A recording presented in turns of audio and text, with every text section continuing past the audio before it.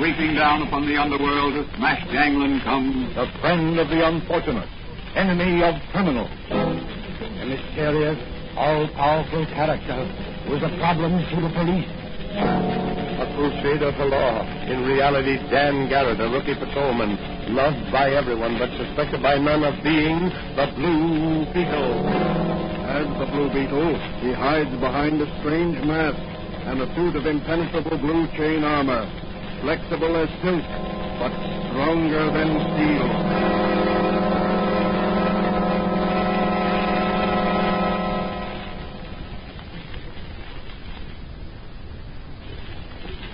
Today's episode of the Blue Beetle is entitled Sabotage and Liquidation. Will the Blue Beetle prove smart enough to checkmate the clever and ruthless band of international saboteurs who are planning to sabotage Uncle Sam's new fighting planes? As our story opens today, Dan Garrett, who is also the mysterious Blue Beetle, is discovered entering the little apothecary shop run by his friend, Dr. Franz. He seems to be in a hurry. Doc! Doc Carson, you alone? Hello, Dan. Why, what's the rush? Yes, I'm alone. Good. Will you do me a favor and look over my Blue Beetle armor and see if it's okay? Well, certainly, my boy. You might give that mysterious rowing machine you invented for me the once-over. Is the Blue Beetle going to do a little nipping again? Well, I don't know yet. But I'm assigned to the flying field police detail, and you never can tell what'll turn up. Well, I'll have everything ready for you whenever you get back. Thanks, Doc. So long.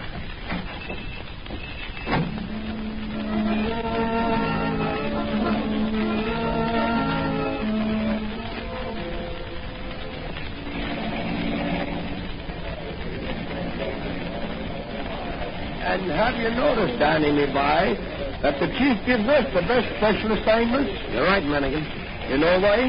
Maybe he likes the way we wear the uniforms. No, that ain't it. The commissioner likes you, Danny, and he's given the chief orders to give me and you the good assignments, so you'll have the advantage of my superior wisdom and experience in handling ticklish situations. Oh, so that's it. Sure. Like, for instance, this one today, out here at the flying field.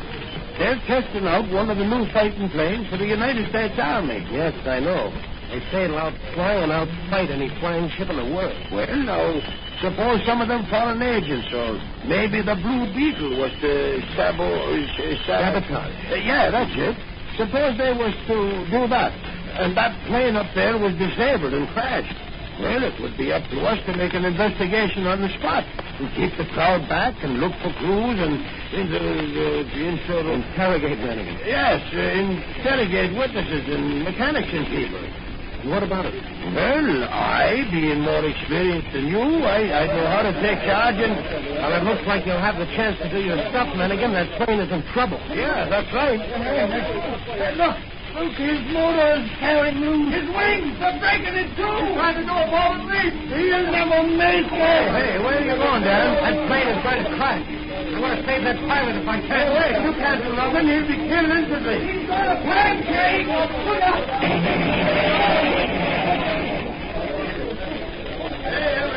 Everybody stand back, stand back. Hey, wait for me, Danny. You'll be burned to a cinder if that plane catches fire. I'll have to take that chance. You stay and hold that crowd back, Mannigan. It looks like sabotage.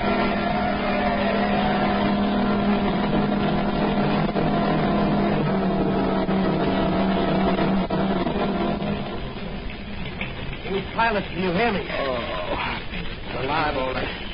Come on, buddy, put your armor on my neck. I'll lift you out there before we fly. Hold tight. Out you go. Now to get you away from this firing first. Here comes the crash engine.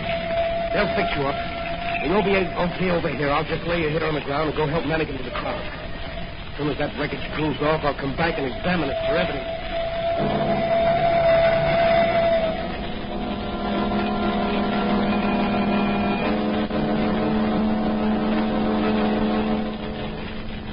Several hours later, the heroic police officer, Dan Garrett, came back and examined the wreckage of the plane.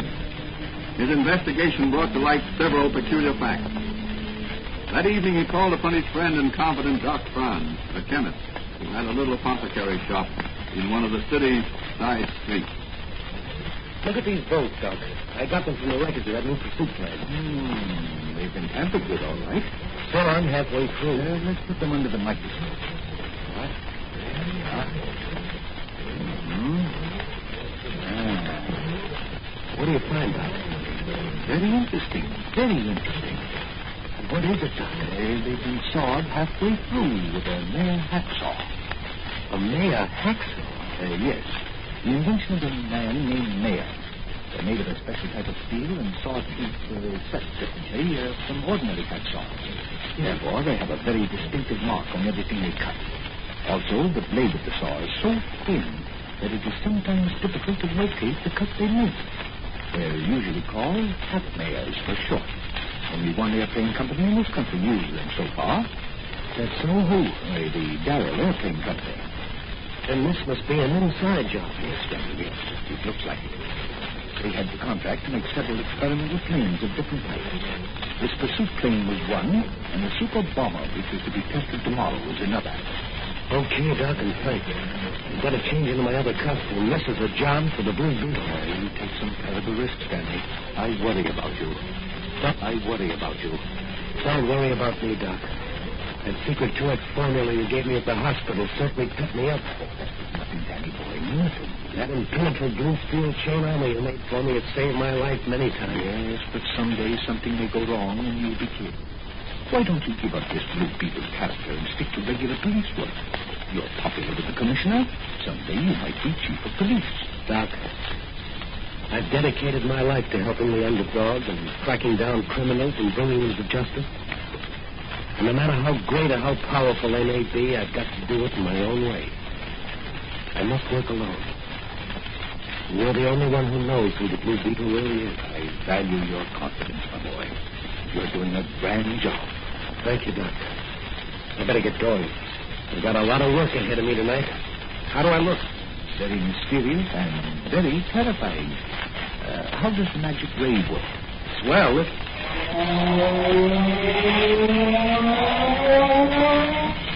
How's that? Ear-raising to a guilty conscience, I've heard. Yeah. You know, that sound and the little blue beetles I dropped in front of those I used to impress. Certainly knocked the ground out from under their feet. Have you got your flashlight with the blue beetle on the lens? Yes, right here. See? That throws a powerful beam. I'll need it tonight. Whom are you visiting tonight? I'm visiting the experimental construction department of the Darrell Airplane Company. I want to look over that super bomber. I want to make sure it doesn't crash tomorrow. Be careful, Danny. Be careful. Don't worry, Doc. I will. But I think the Blue Beetle will do a little nipping before this night's over.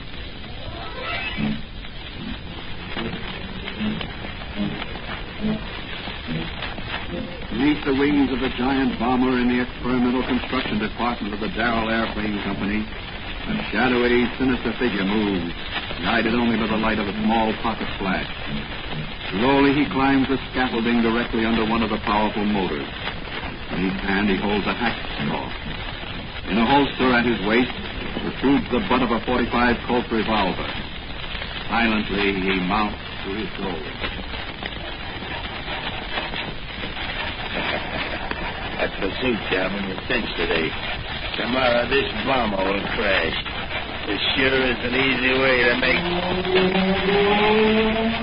The Blue Beetle! Oh, yeah? Well, take that, Mr. Blue Beetle! Got it. The Blue Beetle's not so invulnerable after all. Lucky I was healed or he'd have got me. I better beat it until Captain X-13 somebody's wife to us. Let the other workmen find the Blue Beetle's body here in the morning.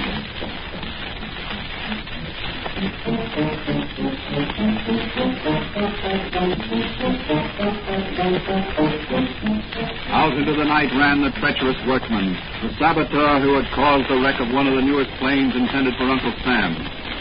In a fast motor car, he speeds away to report to the mysterious X-13 the discovery of their secret. As he reaches his destination, he comes to a stop before an iron gate. A silent figure slips forward and bars his way. That you, Slug? That's right. This is Butch. Let me through. I gotta see Captain X-13. It's important news. It's gonna be good news. We'll know the captain. He'll get a kick out of the news I got for him. Yeah? Yeah. I slugged the Blue Beetle. The Blue Beetle? Where? At the ship. He caught me at work, and I let him have it. Gee, that'll make the captain happy. Well, good luck.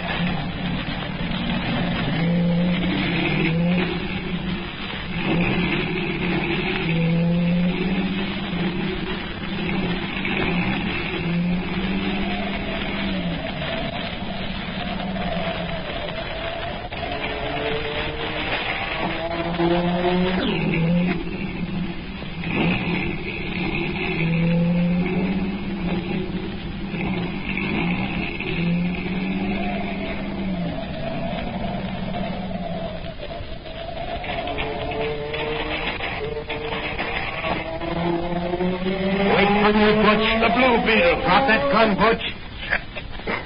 You're better with a hackman than you are with a coat. I just sworn I got you. You fired at that flashlight, but I wasn't behind. Well, you won't get away with it a second time. I'm gonna... Let that be a lesson to you, Butch. Never lead with your right. There's dynamite in my left. Now I'll just tie you up for safekeeping, and then I go to Captain X-13. Okay, Mr. Blue Beetle. That's what you get for mixing in things that aren't any of your business. Hey, Butch, are you all right? Oh, what hit me? It's Blue Beetle here. I sneaked up and stopped him when he started to tie you up. Come on, give me a lift. We'll carry him into the house and let Captain X-13 decide what to do with him.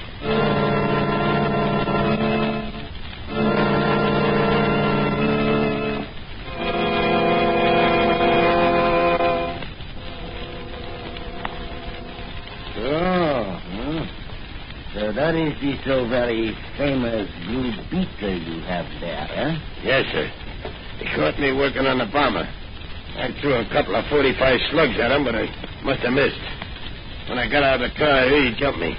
He must have been in the back seat all the time. The rat there copped him a beano when he was starting to tie me up. He must be liquidated. My seaplane is in the river. Put him aboard. You take him out to headquarters ship at daybreak and execute him. Then we come back here and finish the job. All right. Bring the dainties here. You better let me go. My father will make it hot for you. Who is this woman? Jane Darrell, Chief. I caught her snooping outside. Oh, so you are the daughter of Sidney Darrell of the aircraft factory? Yes, and you better not harm me. He'll get the whole United States government after you if you don't let me go. I am not a fool, young lady. But at least you would be suicide for me. I choose not to die until my work is done. You will stay here. I won't stay here. I'll yell and scream till everybody... Take her away. Find and gag her and put her with the other one. What are you going to do with me? Take you for the ride in my seaplane out to the headquarters ship. In the morning, you will play the feminine lead opposite his Blue Beetle in a double liquidation.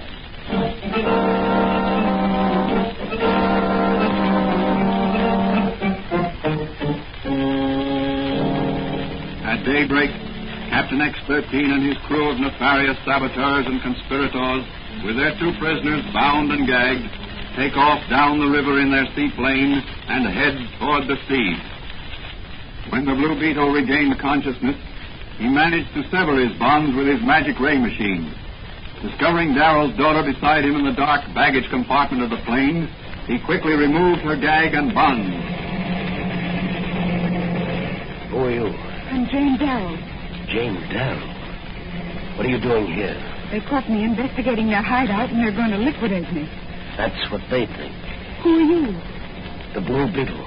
The Blue Beetle? That's right. Well, then you are to be my leading man. I don't understand you. The captain said I was to be the leading lady in a double liquidation. Oh. Well, there's going to be a liquidation, but you and I won't play the leading parts. At least we won't be the liquidees. What are you going to do? The Blue Beetle is going to use his nippers on a certain Captain X-13 and his gang of saboteurs. I'll help you. No, you stay here. Maybe some shooting, and I don't want old man Darrell's daughter hurt. I don't mind shooting, but I'm scared of the dark. Don't leave me here. You'll do as I say, or I'll have to tie you up again. I'd hate to do that. I'm going forward now. The Blue Beetle has a little job. Where's the Captain X-13? In the control cabin. There's the headquarters ship, down there now. I ain't never been on it. They say she's one of the fastest things afloat. Yeah. Well, we'll be aboard her in 10 minutes. And that'll be the end of the Blue Beetle. And Darrow's daughter. Blue Beetle! Let me at him! Hook him on the beam! Out of the way while I drill him. There's the punishment, Butch. Take that. Take his leg! All right! There's a man's knee with your jaw, slug. That takes care of you two, and it's for you, rather, whatever your name is. Here's a little jiu-jitsu. Here's a little jiu-jitsu. Here's a little jiu-jitsu. And a little rap on the head with Butch's gun to keep you quiet. What a bunch of sissies. Or else that formula's given me a super wallop. Mr. Blue Beetle, you will please to drop the gun. Captain X-13, I presume. Well, go ahead and shoot. Your bullets can't hurt the Blue Beetle. We shall see. Oh, we shall see. You're satisfied, Captain? Now drop that gun or I'll drill you where you stand. That's more like it. I get back to those controls and keep this plane in the air. The automatic pilot is set. It will direct the plane. You and me, we talk business, huh? You are a very brave and clever man. I can make you rich. Get this straight, you cold-blooded fiend. Nobody can buy the Blue Beetle. Now you get back there Can and... I be of any assistance, Mr. Blue Beetle? No, Miss Darrow. This is the man's job. Oh, On second thought, you can take this gun, keep this mug covered while I tie him to the seat here. gladly. Do you mind if I pull the trigger just a little bit? Oh, no, don't do that. I have the wife and 2 children in Valdonia. They have nobody but me. No, you can't take it, Captain. You're afraid of a woman with a gun. I ought to let you pull that trigger just a little bit. But we'll have to save that job for Uncle Sam. You are a very foolish young man. I could make you... Save your breath, Captain. Your career as a saboteur and foreign agent is over. You got him tied enough? Sure. He's a sailor nuts I learned in the Navy. He won't get out of those. I just stick this handkerchief in his mouth to keep him quiet. There. What about the others? They'll be out for a long time, but I'll keep my eye on them from time to time. Look. Where? Look down there. That big yacht anchored offshore. She looks peaceful enough. Don't forget the double execution planned on board for us. That's right. But look, the plane's spiraling down. The automatic pilot must be directing this plane to that ship. Can you pilot a plane? Certainly. I've got a pilot's license. My father makes them, and I fly And them. take over the controls. Come on, snap to it before we get too low. All right. What shall I do? Zoom her up to 2,000 feet. Right.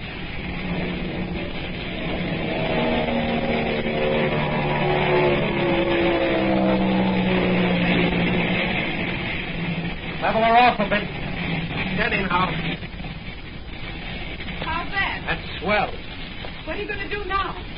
Put you ashore and turn those spies over to the police, and then come back. No, you don't. Not without me. I'm in this for his little finish. My father's honor is at stake. The Blue Beetle works alone. Not this time he doesn't. It's a dangerous business. So what? I love danger. You could be helpful. Oh, come on, tell me. What's your plan? Well, now, let me see. They expected the captain to land her down alongside, but when we zoomed up, they got suspicious. Look, what's that group of men on the forward deck doing? Well, it looks like... Yes, they are. What? They're uncovering an anti-aircraft. Come on, turn the plane around. We're going ashore. They're probably sending some men ashore. We must prevent that. How? There's no time to put me ashore now. That's right. Here's my plan. We'll just have to take a chance. We'll zoom down as if we're going to set her down alongside. That'll quiet their suspicions. Yes, go on. Then when we get to level with the deck off to one side, you straighten her out and I'll machine gun the small boat. But won't some of the others shoot back? I don't think so. They'll be too surprised. Well, let's go then.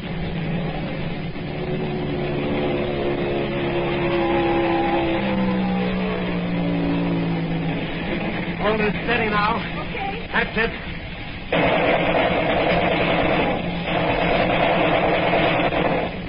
That's got him. Now swing across the bow of the yacht. I've got an idea. What is it? I'm going to try to disable it. Here we go again.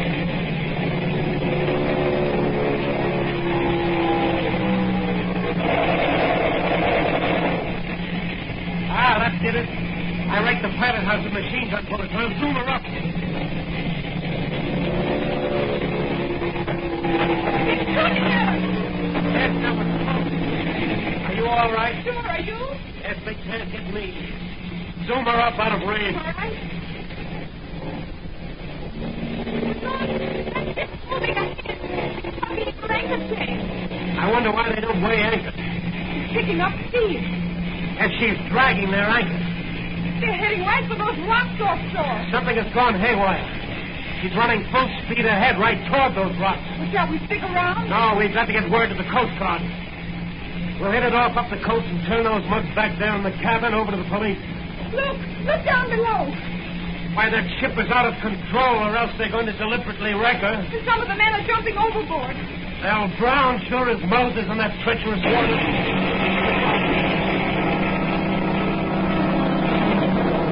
Look, those rocks at full speed. There you go, up boiling. Maybe they had bombs on board. That's right. The ship's sinking. The water's treacherous there. They'll all be drowned.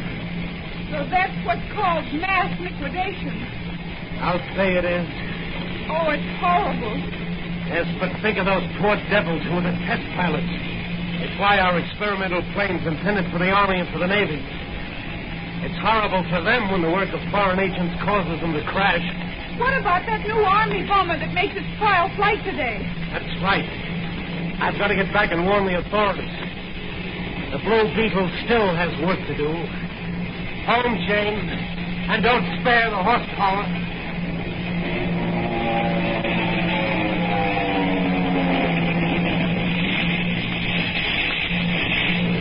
What's the matter? I don't know. He doesn't want to take gas. The oil indicator is down. Look below. Something is hanging. Maybe some feed pipes. That's right. Here, put on the parachute. I got one on, too. Well, what are you going to do? Take out fire insurance. If this plane catches fire, we're going to bail out. Well, what about the men back there?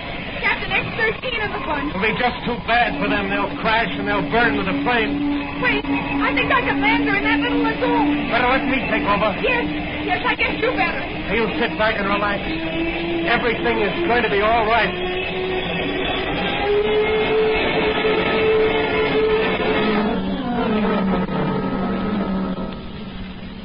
Skillfully piloted by the Blue Beetle, the disabled plane comes to rest upon the quiet waters of a little lagoon. Tying up the rest of the gangsters, who were by this time regaining consciousness, and leaving Jane Darrell on guard with his automatic, the Blue Beetle went ashore to phone the authorities and then disappear. An hour later, in the apothecary shop of Dr. Franz, he is relating his experiences. The shopkeeper where I phoned the police was scared out of his wits when I entered the shop in my Blue Beetle costume. I should think she would be. But what about the girl? Do you think she'll be safe on board that seaplane alone with those cutthroats? Oh, yes. They were securely trussed up, and she was armed. Besides, I saw a Coast Guard cutter entering the lagoon as I disappeared into the rushes. Evidently, when you shot the captain in the pilot house, as he fell, he jammed some signal for full speed ahead, which the engineers got, and before anyone could do anything, the ship piled up on the rocks. But that may be for me. I left word at headquarters they could reach me here. Hello? Oh? Oh, yes. Yes, he's here. Just a minute, please. It's for you, Danny. Thanks, Doc. Hello? Yes? Banker Ridley? The city hospital? An operation? The stock market crashes if he dies? Yes, I've got that. A suspected plot. Yes, I'll be right over. Goodbye. I've been assigned to guard duty over Banker Ridley at the city hospital. Mannequin and I. There's a plot afoot to do away with Ridley while he's on the operating table. Some racketeers want to clean up in the stock market, and his death will make that possible. Well, go ahead, Danny, go ahead. But be careful, boy. Don't worry, Doc. As the Blue Beetle, I have a feeling I'm invulnerable. So long, Doc. What will happen to Dan Garrett, the Blue Beetle, on this new case? Will he be in time to save Ridley's life? Can he prevent the stock market crash? Will he be able to run down the criminals? Those are all questions that will be answered in the next episode of The Blue Beetle.